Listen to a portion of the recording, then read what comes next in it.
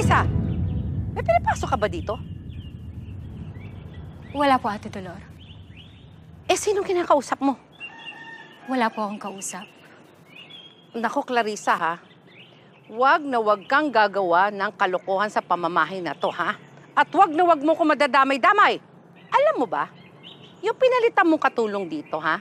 Nalaman ni Madam na nakipag-boyfriend doon sa security guard ng village. Hayun, pinapapasok pa sa gabi. Binuhusan tuloy ng kumukulong tubig ni Madam. Clarissa, binabalaan kita, ha? Ikaw lang inaalala ko. Para sa'yo din to. Dahil tayo rin ang magkakampi lang. Tayong dalawa. Kung